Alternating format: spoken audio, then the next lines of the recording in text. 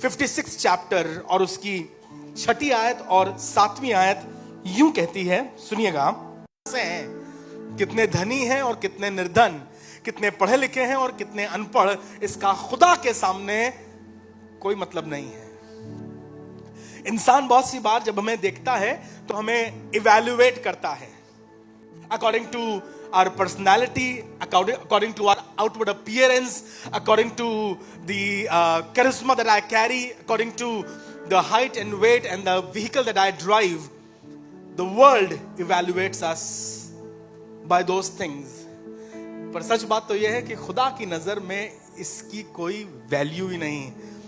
वो सैमुएल जब शायद एक बार चूक सा गया था, लड़खड़ा सा गया था, गड़बड़ा सा गया था, तो उसने कहा कि इंसान बाहरी रूप पर दृष्टि करता है, पर मैं तो दिल पर दृष्टि करता हूं। और दिल पढ़ा लिखा नहीं होता है, दिल अमीर और गरीब नहीं होता है, दिल महंगे जूते नहीं पहनता है, दिल बड़ी गाड़ी नहीं चलाता है।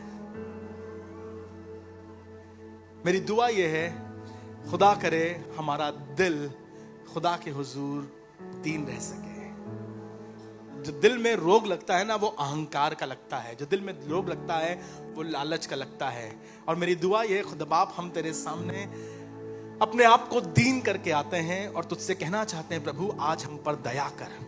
यूं लिखा हुआ है, यशाया कह रहा है, परदेसी भी जो परमेश्वर से इस इच्छा से मिल गए हैं कि उसकी सेवा टहल करें और यहोवा के नाम से प्रीति रखें, और यहोवा के नाम से प्रीति रखें और उसके दास हो जाए। मैं धन्यवाद करता हूं, स्वर्ग के परमेश्वर ने जो काम फरिश्तों से लिया ना, वो उसने हमसे लिया है। He helped us to minister to him, to be servants unto him. आपने पढ़ा होगा भजन संहिता 103 में लिखा हुआ है कि वो अपने दूतों को पवन और अपने सेवकों को धधकती आग, फरिश्तों की बात कर रहा था। उन फरिश्तों के साथ उसने मुझे और आपको रखा है ताकि हम उसकी खिदमत कर सकें। जो काम जिब्राइल किया करता था, वो काम मैं और आप खुशखबरी फैलाने का कर सकें। जो काम परमेश्वर ने अपने फरिश्तों को दिया था आराधना करने का, उसने हमें दिया है कि हम उसकी आराधना कर सकें। जो काम उसने माइकल को दिया था, वो उसने हमें दिया है कि हम दुष्ट आत्माओं के ऊपर अधिकार रखें और उन्हें निकाल सकें। God is wanting us to serve him in the capacity that he allowed his angels to work. परदेसी भी जो उससे आकर मिल गए हैं और इस इच्छा से जुड़ गए हैं कि उसकी सेवा टहल करें, उसकी परस्तिश करें, और क्या लिखा हुआ है, उसके दास बन जाएं, उसके नाम से प्रीति रखें। जितने विश्राम दिन को अपवित्र करने से बचे रहते हैं, और जितना फैसला करते हैं कि प्रभु का दिन प्रभु का दिन होगा, विश्राम दिन पवित्र दिन होगा, मैं खुदा के घर में रहूंगा, I will position myself in the house of God। मैं आपसे बात कर रहा हूं जिन्होंने आज विश्राम दिन को विश्राम दिन की तरह इज्जत बख्शी है। मुझे मालूम हम सबों के पास अवसर होते हैं कि आज विश्राम दिन है, आज पवित्र दिन है, आज सबत का दिन है, आज संडे है, ओवर टाइम कर लो, तुम्हें डबल पैसा मिलेगा, दुगना पैसा मिलेगा। पर आपने कहा नहीं, आज तो दिन हमारा खुदा का है, चलो घूमने चलते। नहीं, आज का दिन तो खुदा का है। मौसम बड़ा अच्छा है, चलो घर में रहते। नहीं, आज का दिन तो हमारे खुदा का है। आपने बाकी सब चीजों को भलाए ताक करके खुदा को, खुदा के घर को और पवित्र दिन को इज्जत दी है। वो आपसे बात कर रहा है। मैं खुदा का बहुत शुक्र करता हूं, मुझे अच्छा लगता है खुदा के घर में खड़े होकर खुदा के कलाम को बांटना, क्योंकि ये वो दिन है, ये वो समय है, ये वो जगह है जिसे परमेश्वर ने पवित्र ठहराया, और मेरे और आपके लिए जरूरी है कि हम इसकी इज्जत कर सकें। सो बड़ी अच्छी तरह से लिखा है कि तुमने विश्राम दिन को अपवित्र नहीं ठहराया। खुदा आपको बरकत दे। बहुत से हमारे जवान बच्चे अमेरिका में, इंग्लैंड में, दुबई में, जर्मनी में काम करते हैं, अब तो माल्टा में काम करते हैं, और उनके पास अवसर होता है कि अगर तुम सैटरडे को और संडे को काम करोगे तो तुम्हें डबल पैसा मिलेगा, क्योंकि बहुत से लोग छुट्टी ले लेते हैं और बाहर का तरीका ये है। मैं धन्यवाद करता हूं, मैं जितने जवानों से मिला हूं, सबने बताया भैया हमने फैसला कर लिया था, संडे का दिन तो हमारे लिए प्रभु का दिन है। हम प्रार्थना करेंगे। मेरी दुआ ये है, खुदा ये हमारे घरों में, हमारी कलीसियाओं में और हमारे बच्चों में इस बात को गाड़ी हुई कील के समान स्थिर करे कि हम विश्राम दिन को पवित्र मानेंगे। बड़ी अच्छी तरह से बता रहा है परदेशियों में जिन्होंने परमेश्वर के नाम का स्मरण किया, उससे प्रीति रखते हैं, उसकी सेवा टहल करते हैं, अपने आप को उसका दास बना दिया और यह फैसला किया है कि हमारे लिए विश्राम दिन पवित्र दिन रहेगा, विश्राम दिन हमारे लिए प्रभु का दिन रहेगा। हम अपने आप को खुदा के घर में लाके रखेंगे, ना कोई इंपॉर्टेंट मैच, ना कोई इंपॉर्टेंट दोस्ती, ना कोई इंपॉर्टेंट रिश्तेदारी खुदा से आगे आएगी। एक ही दिन तो मिलता है, उसी दिन तो हम सोच सकते हैं, उसी दिन तो हमारे यहां धोबी आता है, उसी दिन तो हमारे यहां पानी आता है, उसी दिन तो हमारे यहां पार्टी होती है, बाकी सब चीजें बाद में, पहले प्रभु का दिन। Make it a decision of your life. खुदा तेरे घर में बना रहना हमारे लिए इज्जत की बात है। और उन्होंने फैसला किया कि हम विश्राम दिन को अपवित्र नहीं करेंगे और मेरी वाचा को पालते हैं। और तेरी वाचा को पालते हैं। Those who obey the word and those who live their life according to the promises of God, तेरी वाचा को, तेरे साथ जो प्रतिज्ञा करी है उसे पालते हैं, उनके लिए बरकत लिखी है। 7वां पद यूं कहता है, उनको मैं अपने पवित्र पर्वत पर उनको मैं अपने पवित्र पर्वत पर ले आकर अपने प्रार्थना के भवन में आनंदित करूंगा। प्रार्थना के भवन में आनंदित करूंगा। आज मेरी प्रार्थना है, जब आप प्रभु के घर में आए हुए हैं, उसके पवित्र पर्वत पर, उसके कोहे मुकद्दस पर और उसके आंगनों में हैं, तो खुदा करे तुम्हारी आंख से आंसू सदा के लिए पोंछ दिए जाएं और तुम खुदा के घर में आनंदित, सेहत में और जीवन से भरे जा सको। ये उसका प्रतिज्ञा है, उसका वायदा है कि मैं उन्हें अपने प्रार्थना के भवन में लाकर क्या करूंगा? आनंदित करूंगा। ये वो जगह है जहां तुम अपने आंसुओं को छोड़ सकते हो और मुस्कुराहट को लेके जा सकते हो। ये वो जगह है जहां तुम अपनी बीमारियों को छोड़ करके सेहत को लेके जा सकते हो, क्योंकि उसका कलाम कहता है उसके कोड़े खाने से हम चंगे हुए हैं। चर्च इज अ प्लेस, खुदा का घर वो जगह है जहां पर एक ट्रांजिशन होता है। Because of the sacrifice of Jesus Christ, Yeshu Masih के अद्भुत बलिदान के द्वारा, यीशु मसीह के अद्भुत प्रेम के द्वारा आप अपने श्राप, अपने कष्ट, अपना भार लाकर छोड़ दीजिए और यहां से उसकी प्रतिज्ञाएं, उसकी आशीष और उसकी बरकतों को अपने साथ लेकर जाइए। Make this transaction happen in the house of God, because God has promised कि मैं उन्हें अपने पवित्र पर्वत पर लाकर अपने पवित्र भवन में आनंदित करूंगा। मेरी दुआ यह है, चर्च आपके लिए एक वो जगह हो जहां पर आप आनंद प्राप्त कर सके। Not laughter, I am talking about Joy, I am talking about happiness that is eternal.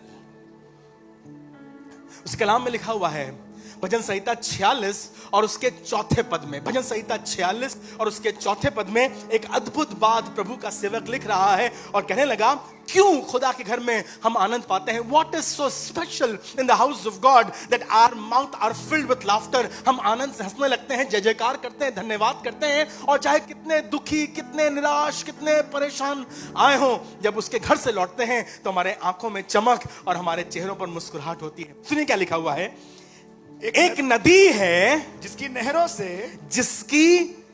नहरों से खुदा के घर में, खुदा के भवन में, प्रार्थना के भवन में लिखा हुआ है, एक नदी है। There is a river that flows through the house of God. ये वो नदी है जो बागे अदन में बहाई गई थी। That runs to the land of Havila, that runs to the land of Hiddekel. इसके फरक फरक नाम बताए गए हैं, पिशोन, गीहोन, टिग्रिस, यूफ्रेटिस। एक नदी थी जो खुदा के घर से बागे अदन में बहाई गई थी। और उस नदी की बात करते हुए दाऊद कह रहा है, एक नदी है जिसकी नहरों से परमेश्वर के नगर में अर्थात परम प्रधान पवित्र निवास भवन में, अर्थात परम प्रधान के पवित्र निवास में आनंद होता है। अगर ये बात कर रहा होता एक फिजिकल रिवर की ना, तो बात करता और कहता एक नदी है जिसके कारण वहां खेती होती है, जिसके कारण वहां पानी होता है, जिसके कारण वहां जीवन होता है, जिसके कारण वहां मछलियां होती हैं, जिसके कारण वहां पर एग्रीकल्चर होता है। No, he was not talking about a physical river. हमारे देश में बड़ी बड़ी नदियां हैं, नर्मदा है, गंगा है, गोमती है, बहुत सी नदियां हैं, पर उनकी बात नहीं कर रहा था। ये बात कर रहा था एक आत्मिक नदी की। The prophet was talking about, the writer was talking about, the poet was talking about a spiritual river that flows. और लिखा हुआ है एक नदी है जिसकी ट्रिब्यूटरीज से, जिसकी नहरों से परम प्रधान के पवित्र निवास में आनंद होता है। मेरी प्रार्थना यह है, जब मैं और आप आज सुबह खुदा के घर में हैं, तो परमेश्वर के बड़े फजल से ये नदी तुम्हारे जीवन से बहने पाए, तुम्हारे खानदान से बहने पाए, तुम्हारी परिस्थितियों में बहने पाए, और तुम्हारे अंदर जीवन होने पाए, तुम्हारे अंदर आनंद होने पाए, तुम्हारे अंदर परमेश्वर की बरकतें होने पाए। बाइबल भरी है इस नदी से। ये शुरू होती है उत्पत्ति की किताब में, और आपको दिखाई पड़ेगा through out the Bible this river runs and coming back into the book of revelation. प्रारंभ हुई उत्पत्ति उसके दूसरे अध्याय में, खत्म होती है प्रकाशित वाक्य उसके आखिरी अध्याय में, और लिखा हुआ है और वहां एक बिल्लौर किसी चमकती हुई नदी है। मेरी दुआ यह है, वो जीवन की नदी, वो आत्मा की नदी और वो आनंद की नदी प्रभु के अनुग्रह से हमारे घरों में बहने पाए, ताकि परम प्रधान के पवित्र निवास में आनंद होने पाए। मुझे मालूम है संसार में बहुत कलेश, बहुत आंसू, बहुत दुख और बहुत हादसे और ट्रेजेडीज से होकर हम गुजरते हैं, और धन्यवाद करते हैं स्वर्ग के परमेश्वर ने मेरे लिए, हमारे लिए एक इंतजाम किया है ताकि हम इस संसार में प्यासे ना मरें। भजनकार ने कहा उसकी नदी तो जल से भरी रहती है।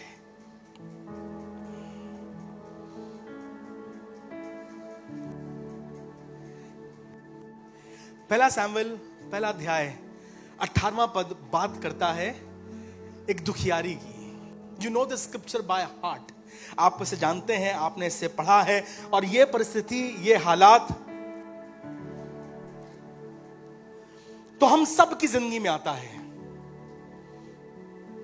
पर अफसोस की बात यह, हम में से बहुत से लोग उन हालातों में पड़े रहते हैं, रोते रहते हैं, बिलखते रहते हैं।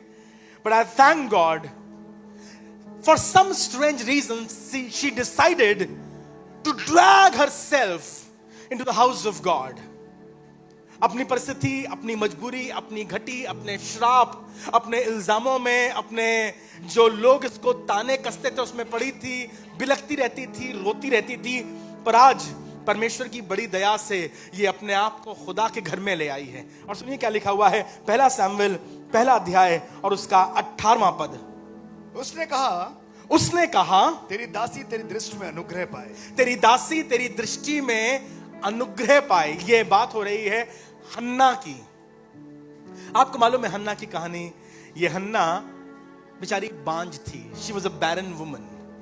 She was been married for more than 10 years, 12 years। इसके पास कोई औलाद नहीं थी उस जमाने में, और आज भी ये बात बहुत सी बार बहुत कचोटती है, बहुत दुख का कारण होती है। और कई बार लोग गंदी गंदी बातें, गंदे गंदे अल्फाज और टैग्स लगा देते हैं।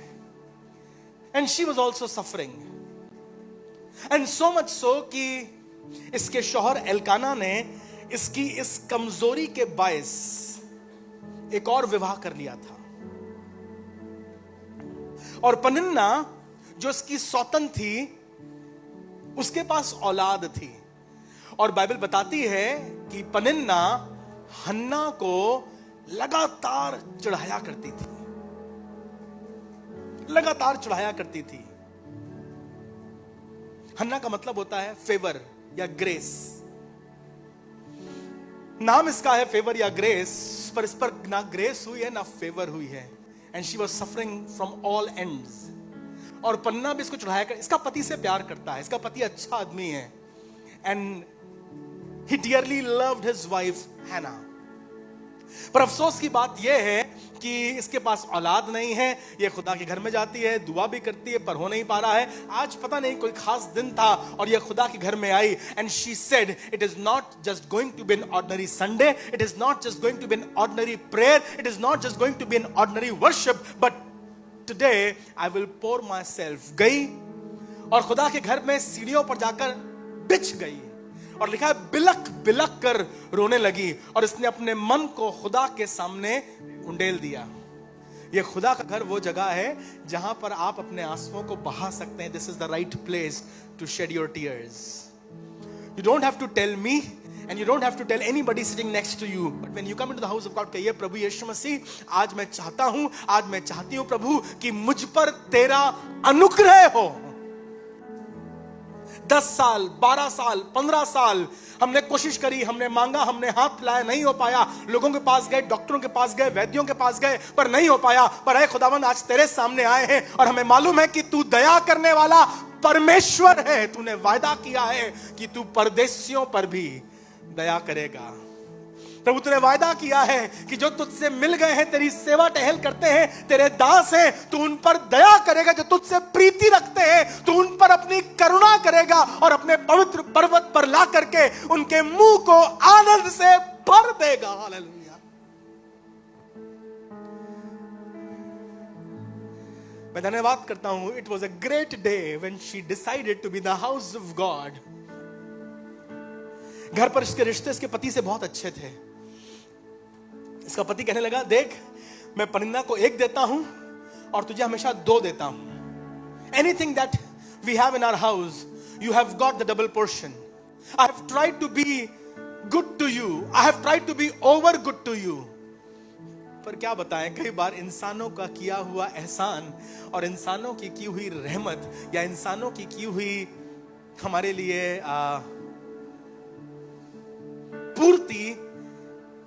पूर्ति लगती नहीं है। It still is very hollow. परिन्ना को 1000, इसको 2000। उसको 1 जोड़ा कपड़ा, इसको 2 जोड़े कपड़े। उसको 1 बार छुट्टी पे ले जाता है, इसको 2 बार ले जाता है। लेकिन फिर भी सब कुछ करने के बाद इसको दिया 1 सोने का हार, इसको दिए 2 सोने के हार। इसको पहनाई 1 अंगूठी, उसको पहनाई। लेकिन फिर भी with all the riches that she had, she found herself very and very empty and hollow। क्योंकि इंसान का दिया हुआ थोड़ा ही होता है। आज खुदा के घर में आकर खुदा की सीढ़ियों पर, खुदा के घर की सीढ़ियों पर अपने आप को बिछा दिया और बिलक बिलक के रोने लगी। ऐसे रो रही थी, ऐसे पुकार रही थी कि जो वहां का सेवक था जिसका नाम एली था, उसे लगा शायद ये नशा किए हुए है। उसे देख करके लिखा है, रिस्या कर कहने लगा, अभी तो सुबह का केवल 10 बज रहा है, अभी तो ये दिन चढ़ा है और तू नशा करके यहां पड़ी हुई है। बिलक बिलक के रो रही थी, अपनी प्रार्थना में खुदा के सामने थी। एली समझ नहीं पा रहा था। तब लिखा हुआ है, इसने अपना सर उठाया, आंख लाल, बाल बिखरे और चेहरा बिल्कुल आंसुओं से भरा हुआ था। कहने लगी, मैं गंदी औरत नहीं हूं, पर मैंने तो अपना मन खुदा के सामने उंडेल दिया है। कुछ बताया नहीं, कुछ कहा नहीं, कुछ और डिस्क्राइब नहीं किया। पर मैं धन्यवाद करता हूं, एली ने कहा, जा, तेरा परमेश्वर तुझे मुंह मांगा वर दे। Eli never knew what her need is, and Eli never understood the reason of her tears.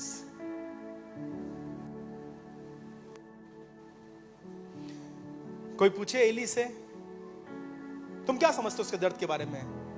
मुझे नहीं मालूम इसकी कहानी। और सच बात है, एली क्या समझता? एली के पास तो 2 बेटे थे और शायद उसी एज के रहे होंगे या उससे बड़े रहे होंगे। And Eli did not understand what she was crying for and what was she praying for. But I thank God when even Eli does not understand and does not care or does not fathom your need, there is a God of Eli. Eli का खुदा है जो तेरी जरूरत और तेरी मजबूरियों को जानता है, तेरे आंसुओं को अपनी कुप्पी में संभाल के रखता है और तेरी प्रार्थनाओं का जवाब देना उसका शौक है। अब पढ़िए क्या लिखा हुआ 18वां पद। इन सब कहानियों के, इन सब बैकग्राउंड्स के बीच में तब लिखा हुआ है, उसने कहा, एली ने कहा, तेरी दासी तेरी दृष्टि में अनुग्रह पाए। जब एली ने उससे आके कहा कि तू क्यों रो रही है, इस तरह से क्यों बिखर रही है, नशा उतार दे, कहने की मैं गंदी औरत नहीं हूं। उसने कहा तुझे मुंह मांगा वर मिले। तब हन्ना कहने लगी, तेरी दासी तेरी दृष्टि में अनुग्रह पाए। तब वो स्त्री चली गई और तब वो स्त्री उठी और खाना खाया और चली गई, खाना खाया, और उसका मुंह फिर उदास ना रहा। और उसका मुंह फिर उदास। हालेलुया। मेरी प्रार्थना है आप जब खुदा के घर में आए, चाहे भूखे प्यासे आए, चाहे उदास आए, चाहे बिखरे हुए आए, but when you rise from the house of God you may have your apatite back. तुम्हारी भूख तुम्हें वापस मिले और तुम्हारी मुस्कुराहट तुम्हें खुदा के घर में वापस मिल सके। आज मैं दुआ कर रहा हूं हर एक हन्ना के लिए जो बिलक रही है, और हर एक एल्काना के लिए जो अपने आप को अकेला पा रहा है और असहाय पा रहा है। खुदा करे तुम्हारे घर में खुदा की बरकत इस तरह से हो कि तुम्हारे घर में एक बार फिर से जश्न और खाना शुरू हो जाए। तुम्हारे घर से एक बार फिर से उदासी और डर खत्म हो जाए, और तुम्हारे सर पर वो सुंदर पगड़ी और तुम्हारी कमर में आनंद का पटुका बांध सके। इसीलिए दाऊद कहता है 122 और उसके पहले पद में, मैं खुश हुआ जब उन्होंने कहा कि आओ खुदा के। ये राजा है, इसके पास किसी चीज की कमी नहीं है, जहां चाहे वहां जा सकता है। पर कहने का मेरे लिए दुनिया के किसी कोने में, मेरे लिए दुनिया की किसी शान और शौकत की जगह जाने से अच्छा यह है कि मैं खुदा के घर में जाऊं। मैं खुश हुआ जब उन्होंने कहा कि आओ खुदा के। 120 भजन से लेकर के 135 भजन तक, 120 भजन से लेकर के 135 भजन तक कहा जाता है यात्रा के गीत। अगर आप पढ़ेंगे तो ऊपर टाइटल लिखा हुआ है द सॉन्ग ऑफ असेंड, या यात्रा के गीत। सब लोग जमा हुआ करते थे शीलो के आसपास, और फिर वो वहां से एक साथ जाया करते थे उस पवित्र पर्वत पर जहां पर वाचा का संदूक रखा था, या जहां पर बाद में सुलेमान ने मंदिर बनवाया था। So they would gather together in this place and start marching और क्लाइंबिंग अप द हिल। और जब वहां चढ़ा करते थे तो सिर्फ ऐसे नहीं, अरे यार आज फिर जा रहे हैं, आज बारिश हो रही है, इतना कीचड़ हो रहा है, क्या बताएं, लेट हो गए, ट्रैफिक है, पता नहीं क्यों इतनी जल्दी का चर्च होता है, अरे जल्दी जाओ जगह नहीं मिलेगी, ये सब कहते हुए नहीं। उस समय वो आनंद करते हुए और खुशी मनाते हुए जाते थे। कहते थे मैं खुश हुआ जब उन्होंने मुझसे कहा कि आओ हम खुदा के घर चलें। खुदा का घर हमारे लिए एक खुशी का स्थान है। बाइबल कहती है धर्मियों के लिए आनंद और ज्योति बोई गई है। Come and harvest your Joy and your light from the house of God. अगर खुदा का घर तुम्हें खुशी नहीं दे रहा है, अगर खुदा का घर तुम्हें एक्साइटेड नहीं कर रहा है, अगर खुदा का घर तुम्हें आनंदित नहीं कर रहा है, don't change the house of God, change your self. हम यहां अच्छा लग रहा है, वहां चले जाएंगे, वहां चले जाएंगे, वहां चले जाएंगे, आपको कहीं खुशी नहीं मिलेगी। बदलना है तो अपने आप को बदलो ताकि तुम खुशी में शामिल हो सको। और लिखा हुआ है और उसका चेहरा फिर कभी उदास ना हुआ। ऐसा क्या हो गया था? She received her promise. She received what the word of the Lord said. She received what Elkanah could not give her and what even Eli could not give her.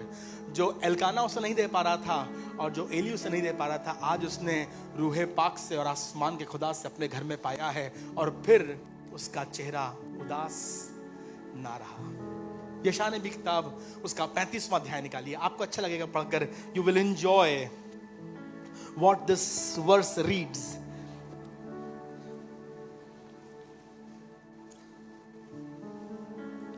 यशायाह नबी किताब उसका 35वां अध्याय और उसका 10वां पद सुनिएगा।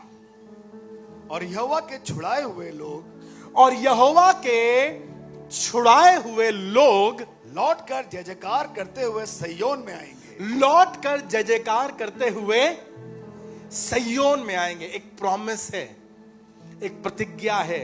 सयोन अर्थात वो पवित्र पर्वत जहां पर दाऊद ने वाचा के संदूक को रखा था। It is called the Holi mountain. There were two mountains very highlighted in the Bible. Bible में दो पहाड़ों का जिक्र किया गया है जो बड़े महत्वपूर्ण थे। सबसे पहले सीने पहाड़, जहां पर उन्हें व्यवस्था मिली थी। ये मूसा का पहाड़ कहा जाता है। ये वो पहाड़ जहां पर मूसा खुदा के पास गया, 40 दिन 40 रात रहा और उसने जाकर वहां से परमेश्वर से व्यवस्था पाई।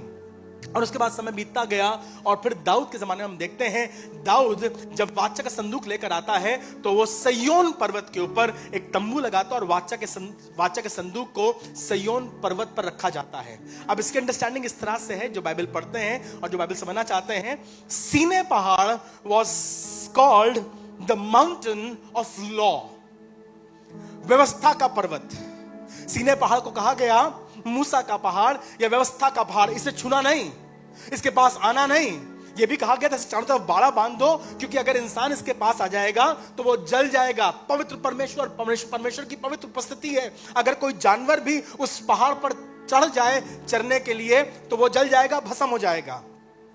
केवल मूसा अकेला उस पहाड़ पर खुदा के पास जाता था। लोगों को दिखाई पड़ता था कि वहां पर परमेश्वर उतर रहा है, वहां पर गर्जन, बादल और धुएं का शब्द सुनाई पड़ता था। But Moses would only go and talk to God, and then he would come down and talk to the people. केवल मूसा अकेले खुदा से बातचीत करता था। पर मैं खुदा का शुक्र करता हूं कि परमेश्वर नहीं चाहता कि हम सिर्फ मूसा के खुदा की परस्तिश करें, पर वो चाहता है हम नए नियम में कह सकें, आए हमारे बाप। वहां व्यवस्था थी और यहां रिश्ता था। वहां डर था और यहां पर अभिनंदन है। जब मूसा ने सयोन पहाड़ पर वाचा के संदूक को धरा तो उसने सब लोगों को बुलाया और कहा, सब लोग आओ और आकर देखो वाचा का संदूक कितना सुंदर, कितना भव्य, कितना पवित्र है। उस पहाड़ पर अगर कोई कदम भी रख देगा तो वो जल जाएगा, भस्म हो जाएगा। पर इस पर्वत पर it was a welcoming mountain. It was a mountain where anybody can come and worship God. और दाऊद ने ये प्रथा चलाई कि 2400 घंटे और 7 दिन यहां आराधना और इबादत हुआ करेगी। खूब बलिदान किया गया सयोन पहाड़ पर। आसाफ और उसके वंश को जिम्मेदारी दी गई कि तुम आराधना करना। यहीं के बारे में लिखा हुआ है कि मैं उसके पंखों तले शरण लूंगा, क्योंकि छूना तो अलाउड नहीं था, वो इतना पवित्र था, उसे छू नहीं सकते थे। लेकिन जहां पर सयोन पर्वत पर वाचा का संदूक रखा था और जब सूरज उगता था, क्योंकि वो सब तरफ से खुला हुआ था वो तंबू, जब सूरज उगता था तो उसकी परछाई पड़ती थी और दाऊद भी परमेश्वर के पवित्र पर्वत पर वाचा के संदूक के ऊपर बने करूबों की परछाई में बैठकर कहता था कि मैं तेरे पंखों तले शरण लूंगा। This mountain that is welcoming, ये पहाड़ जो सबको आमंत्रित करता है, सबको करीब बुलाता है, जिसे हम कहते हैं अनुग्रह का पहाड़, उसके बारे में लिखा हुआ है। फिर से पढ़िए 35वां अध्याय और उसका 10वां पद। और यहोवा के छुड़ाए हुए लोग, और यहोवा के छुड़ाए हुए लोग लौट कर जय जयकार करते हुए, लौट कर जय जयकार करते हुए कहां आएंगे? इस पवित्र पर्वत पर, जहां कोई रोक टोक नहीं है। तुम गंदे हो, तुम गरीब हो, तुम पापी हो, तुम्हारे अपराध क्षमा किए गए हैं, और अगर तुमने यीशु मसीह पर भरोसा किया है तो वो तुम्हें अपने करीब आने का, तेरे निकट आनंद की, वहां पर तेरे निकट डर और दहशत थी। पर धन्यवाद करता हूं, God wanted us to be near him. और लिखा हुआ है वो लौट कर सयोन पर्वत पर आएंगे और उनके सिर पर सदा का आनंद होगा। और उनके सर पर क्या होगा? सदा का आनंद होगा। मेरी प्रार्थना है प्रभु अपना अनुग्रह करे और आज सुबह जब तुम इस सयोन पर्वत के पास आए हो, तुम्हारे सर पर टेंशन्स, तुम्हारे सर पर मुकदमे, तुम्हारे सर पर डर और दहशत नहीं, पर क्योंकि उसने अपने सर पर कांटों का ताज इसलिए पहना ताकि मेरे सर पर सुंदर पगड़ी आ सके। खुदा करे कि हमारे सर पर सदा का आनंद पाया जाए। यीशु मसीह नासरी के नाम से कहना चाहता हूं, माइग्रेन सदा के लिए छोड़कर चला जाए। प्रभु, वो लोग जो माइग्रेन से परेशान हैं, सिर दर्द से परेशान हैं, चिंताओं से परेशान हैं, जिनका शुगर ऊपर नीचे हो रहा है, जो ब्लड प्रेशर की शिकायत में है, because they are always thinking, हर समय प्रभु चिंता, हर समय कंसर्न से भरे हुए हैं। आज कहता हूं, यीशु मसीह नासरी के नाम से सर पर की राख को दूर कर दीजिए खुदावन, और सदा का आनंद बांध दीजिए। चिंताएं खत्म हो जाए, रात में अच्छी नींद आ सके, और उनके सर पर सदा का आनंद होगा। वे हर्ष और आनंद पाएंगे, वे हर्ष और आनंद पाएंगे, और शोक और लंबी सांस का लेना जाता रहेगा। और शोक और लंबी सांसों का लेना या आहें जाती रहेंगी। आइए अपनी आंखों को बंद करें आज, और अपने हाथों को उठाकर खुदा से कहें, प्रभु हम चाहते हैं आज अपने घर की खुशबू से, अपने घर के आनंद से, प्रभु अपने घर के अबर से हमें भर दीजिए। और हम प्रभु तेरे घर से अपनी शिफा, तेरे घर से अपना आनंद, और तेरे घर से सदा का आनंद लेके जाना चाहते हैं। प्रभु आज प्रार्थना कर रहा हूं, तेरे अनुग्रह से फिर चेहरे उदास ना रहें, फिर भौएं सुकड़ी ना रहें, और फिर ये सिर का दर्द बना ना रहे। But let somebody be free right now from migraine. Let somebody be free from their concerns. प्रभु चिंताओं से आजाद कर दीजिए, प्रभु आनंद से भर दीजिए, अपनी खुशी से प्रभु, अपनी शादमानी से भर दे। और हम चाहते हैं प्रभु तेरे भवन में आज लोग चंगे हो सकें, तेरे भवन में प्रभु यीशु मसीह आज दहशत खत्म हो जाए, सिय्योन पहाड़ प्रभु उन्हें आनंदित कर सके। आज दया कर परमेश्वर, दया कर, तेरे लोगों पर तेरी दया बनी रहे। Thank you Jesus. I believe God has brought you in His house this morning, even after rain, even after all the troubles that you thought they were hindering you, because He wanted to talk to you. He wanted to connect with you. Thank you, Jesus. Hiraba sakhere me shandori arama, seriaba sakhere me shathori amasat.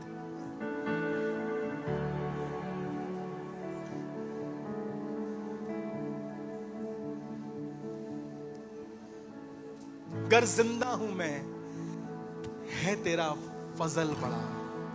हम खुदा के हुजूर हैं तो आओ इस बात को गाकर खुदा की शुक्रगुजारी करें, और उससे कहें, प्रभु आज अपने बड़े फजल से हमें घेर ले। Thank you Jesus. धन्यवाद प्रभु यीशु, धन्यवाद प्रभु यीशु, धन्यवाद प्रभु यीशु। आज सुबह खुदावंद, आज इस पल खुदावंद किसी की जिंदगी में तेरा आनंद ठहरने पाए। वो नदी प्रभु किसी के घर को आनंद से भर दे। Let the gushing water of that river of joy overwhelm us. Thank you Jesus, thank you lord, thank you lord. जिंदा हो मगर ये तेरा है फजल बड़ा, जिंदा हो मैं। हाँ प्रभु यीशु, तेरे घर में तेरा है हम तेरे एहसानमंद हैं। जिंदा हो मगर ये तेरा है फजल बड़ा, जिंदा हूं मगर ये तेरा है फजल बड़ा। यीशु तू बन गया सब कुछ मेरा, तेरा घर खुदावन, यीशु तेरा कलाम खुदावन, बन गया तेरी हुजूरी खुदावन, सब कुछ मेरे लिए है। हालेलुया।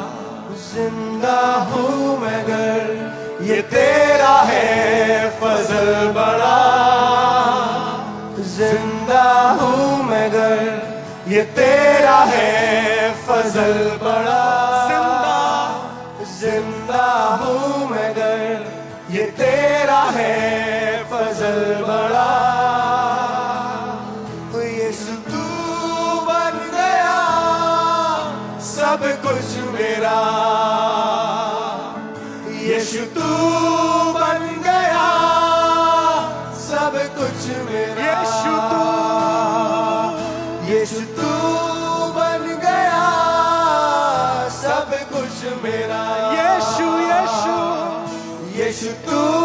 बन गया सब कुछ मेरा। प्रभु तू ही हमारी खुशी है, तू ही हमारा बल है, प्रभु तू ही हमारी जीत है और तू ही हमारी आशा है। प्रभु आज सुबह तेरे घर में हम तुझे शुक्रिया कह रहे हैं और दुआ करते हैं प्रभु होने दे तेरा घर हमारी पहली चाहत और पहली खुशी बना रहे। आज दुआ करता हूं यीशु मसीह हम में से हर एक जो तेरे भवन में आया है आनंद को लेकर जाने पाए। प्रभु दुआ करता हूं कंधों से बोझ उतार कर और सर पर से टोकरी ढोना छुड़वा कर हमारे सरों पर आनंद और हमारे कंधों को सीधा कर खुदावन, ताकि हम तेरे घर में खुशी के साथ आ सकें। दया कीजिए अपने घर में प्रभु यीशु मसीह हमें चंगा कीजिए। दिने कलाम में लिखा है उसके भवन में कोई ये ना कहेगा कि मैं रोगी हूं और ये कोई ना कहेगा कि मैं पापी हूं। धन्यवाद प्रभु तो हमारे अपराध क्षमा करता है और हमारे रोगों को चंगा करता है। तेरे पवित्र पर्वत पर अपने हाथों को उठाकर हम तुझे पवित्र पवित्र और पवित्र कहते हैं। प्रभु यीशु मसीह नासरी के नाम से एक साथ कहिए आमीन और आमीन।